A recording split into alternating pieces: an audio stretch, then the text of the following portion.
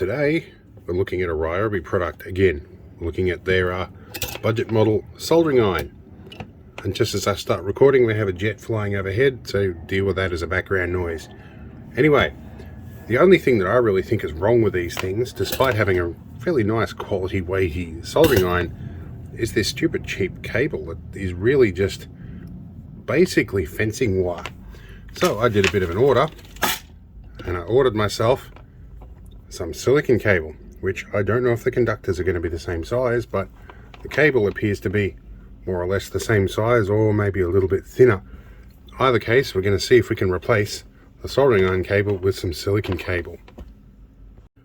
So when I originally measured this, I guesstimated that this cable was about 5mm, and it's 4.9. What I ordered from AliExpress was supposed to be 5mm, but it's actually 4mm. So that's kind of annoying. I think they mixed up 4-core and 4mm. So we're going to have an inspect first and make sure that the copper conductor is of a similar size first before we replace the cable. Alright, so we have removed the battery. We're going to find the correct Torx driver here, which is a T9. To open this up, I have done this once before, so the sticker here is actually sliced already. Though you could just remove it if you're not too worried about that. Most of my stuff gets modified, so I don't mind at all. There's 2 of the 5 screws. We'll grab ourselves a magnet to hold them. We'll get the rest of these out. They're not tamper-proof, they are just standard Torx, even though these drivers are capable of doing tamper-proof. Anyway, we'll be back in a moment once we get all these out. Okay, so all the screws are out. We can pop the side off. We'll take that out. Now, we have a nice little contorted strain relief in here, which I may need to modify in order to put the new cable in if it's a millimeter smaller. And I'm already looking at the conductors in this cable, and they look to be fairly thick comparative to what I've got. Let's strip a bit off the silicone cable. Alright, we're going to just trim a little bit off silicone here. Have a look.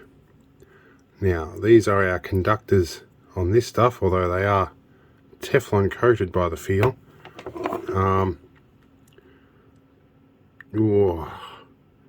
There's probably less copper in those than there would be in this. So the question is, do I attempt this anyway?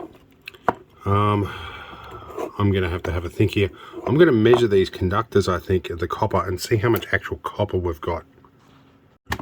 Right, the tricky bit is going to be measuring the copper in here, but these little jaws might do it. So we're looking at about 1mm diameter here. Let's have a look at what we stripped off from here. We are looking at, in here, we're looking at about 0.5 millimeter, so we're about half the conductor size.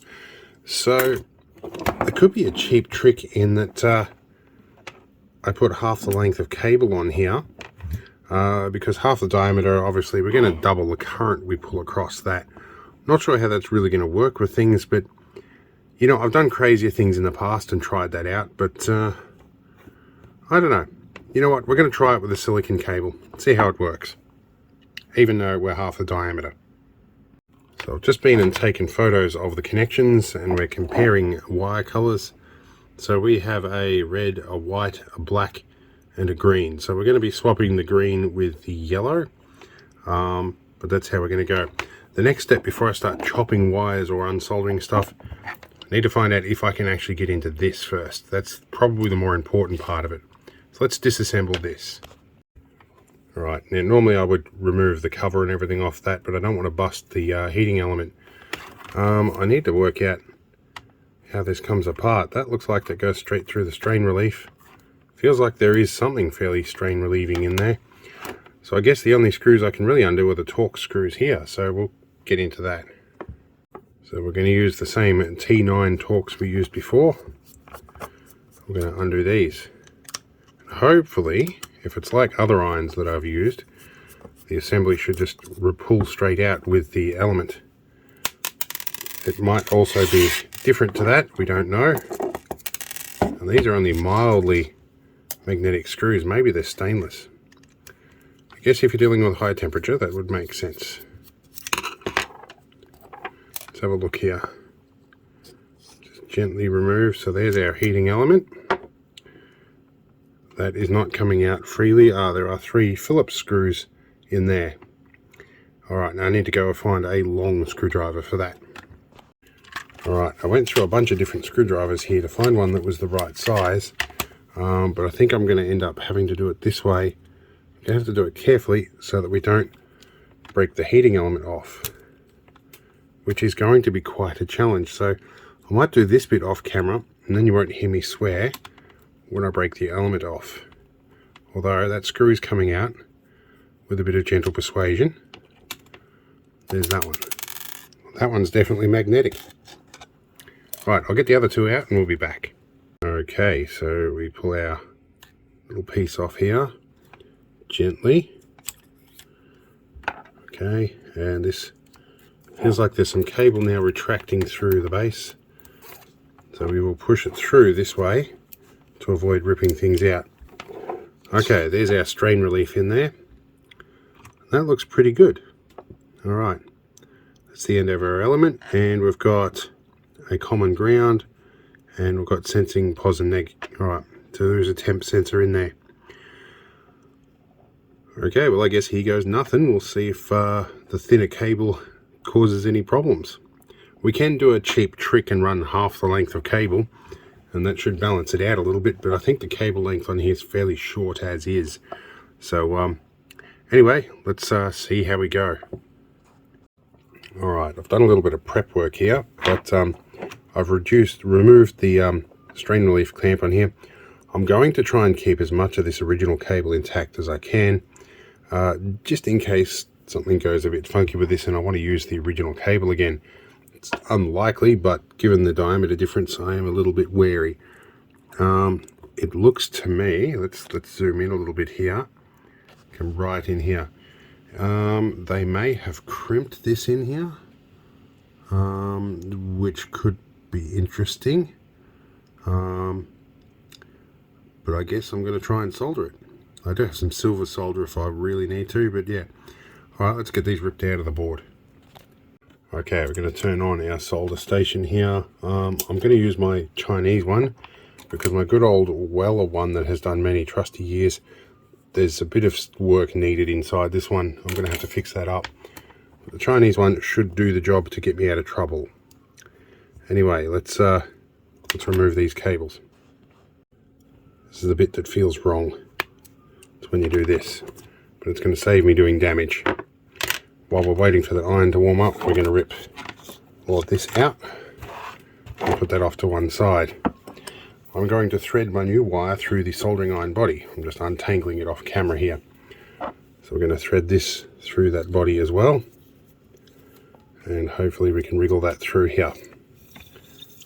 I've got a whole bunch of this, but I'll cut it to length when the time comes. Now I can't forget to put that on there.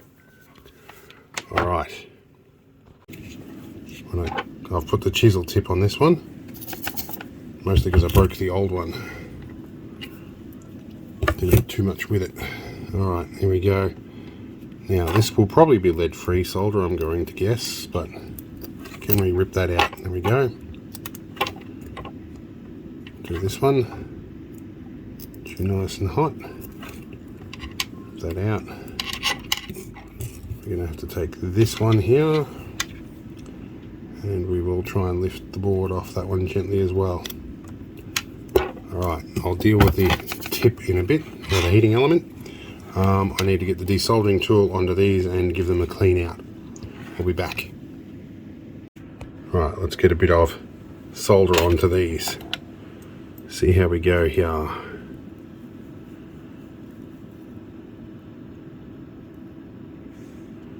And we'll trim them to length.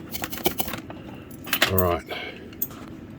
Okay, we'll trim these so they've got some nice square ends on them. That one could probably stand to be a little bit thinner, but although the diameter of this is pretty thin, it should go in the holes anyway. Alright, let's check my photos and rewire this accordingly. Although, before I do that, I need to work out how this guy is in here. Wrong soldering iron. So used to using the Weller for things. These guys here.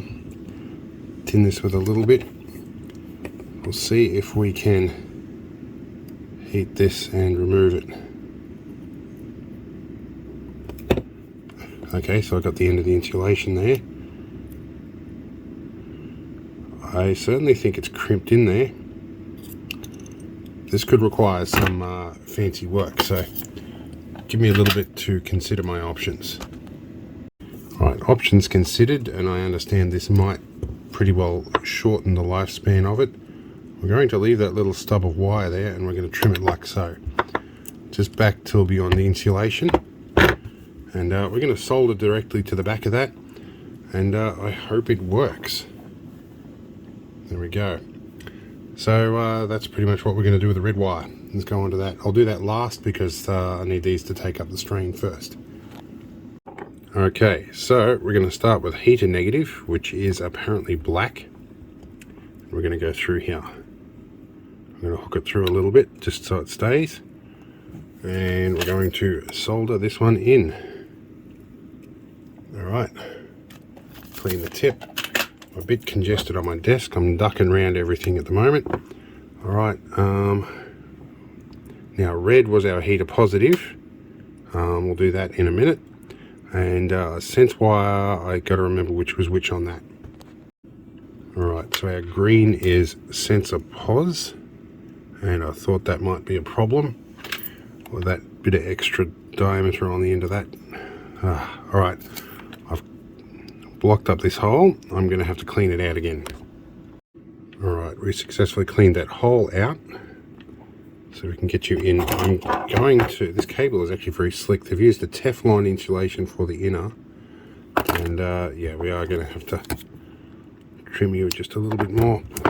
And silicone on the outer, which makes it all very slick, which I guess is part of the idea here. Okay, solder you in like so. Wrong soldering iron. Again, I'm so used to using that Weller. Try this one.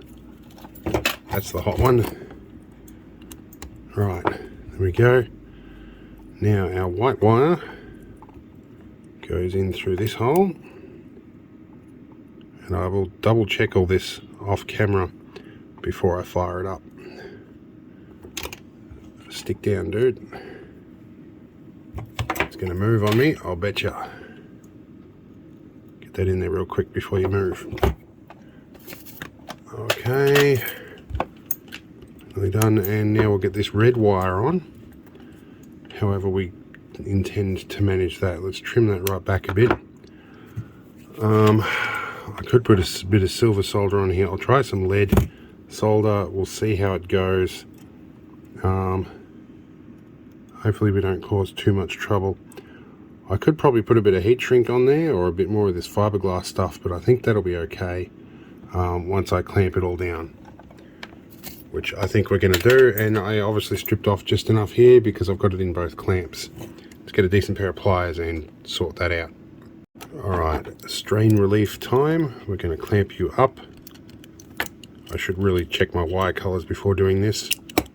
Now, these are going to obviously clamp down a bit more than they originally did because the diameter is a little bit smaller here. Okay, that looks pretty good. Now, let's check my colors and make sure. Okay, I appear to have the wiring correct. I've had a look here and I noticed that there is this other contact here. It's labeled H+ for the heater positive. And when I noticed that that actually runs through to these two contacts here, I think originally this is actually meant to drop into those two contacts, but for some reason they haven't. I don't know why, but see how we go.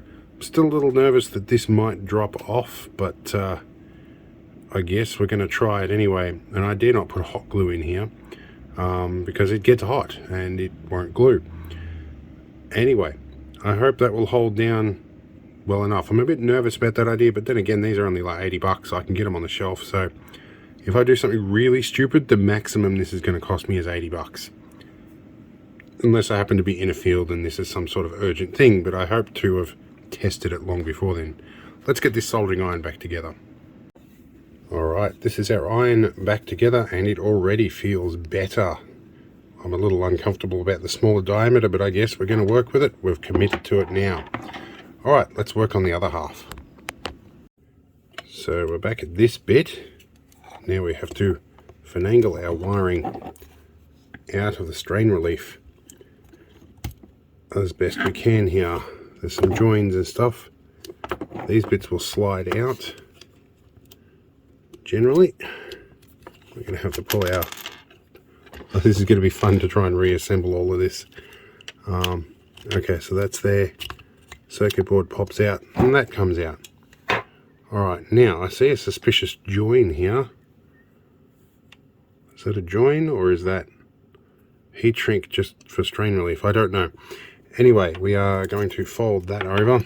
We're going to rip these out of the board and we're going to solder back into them. Alright, so I'm going to take a photo, even though I already have one, and we'll solder the new cables in. Okay, we're going to position our blue tack a bit here to hold the board a little better. And we're going to rip these out. So we are going yellow, white, black, and red. I notice the wire diameters are a bit different on the board there. So that's actually a bit of a pigtail where they've joined different diameter wires there. Anyway, now we need to get the desoldering tool here and remove the solder from these holes, which we didn't show you earlier. So we'll try now. If I can go here, and my finger got in the way of the actuator. Let's do this differently. This is a little difficult to do behind the camera. Well, I got the hole clear, but still got a finger in the way. Let's try this again. Anyway, I'll do this off camera because it's really hard to do it through the viewfinder. Alright, that's them soldered. I need to turn off my station. So we have substituted the yellow for the green wire, which you can't see because of autofocus. I've got about or a little bit less than the same length of cable. I guess we'll find out if this smokes up and doesn't work. Let's put it all back together. Alright, the fun bit is going to be putting this all back together again. We've got our little light spreader, we've got our button contact here. There's a bunch of little tricky things to get together. Rather than swear at this on camera, I might put it back together off camera and show you how I route the cable from there. Okay, a little catch here that I've just spotted that could really spell disaster. This little block here is not keyed. You can easily put it in the wrong way round. So we need to compare that the polarity is going to be correct with the battery. This here is the negative terminal, and that there is a negative terminal, I'm going to guess, because it's black. I hope they haven't done something crazy and flipped the colors. Anyway, let's put it back together and I'll check my photos. Okay, so as I'm reassembling here, it's probably hard to tell, but I've used a bit of the old insulation wrapped around here as well, just to thicken that bit there where the main clamp for the strain relief is going to take effect, just to give it that little bit more grip. But these things have usually got pretty aggressive strain reliefs anyway. Alright, we're on the home stretch here, putting the screws back in. So we'll be back once that's done. Alright, moment of truth. Not really moment, but the point at which we test if it smokes. Let's whack a battery on this. Okay, let's go and push our button. We'll see how long this takes to come up to temperature. A few moments later. Tempted to touch it to see how hot it is. Well, we're not getting hot at all on the end there, so I'm going to turn that off and go and investigate matters. Alright, so I've been doing some diagnosis and I have worked out that up on the tip here we've got about 100 ohms resistance, which is about normal. That's working fine. I've worked out that I probably don't have continuity between here and here. I would have an idea that there's probably a thermal fuse in there, which is going to be fun. It probably prevents it from getting too hot. I need better probes. These ones don't quite work that well. So let's find a better set of probes and just double check that. Alright, this set of probes works much better. Let's check our heating element. So I've got continuity on that. Let's try between here and here. Okay, we have continuity. Alright, and I know that I'm getting like 19 volts showing up here, so something is going on. Alright, interesting phenomenon. My problem is in here.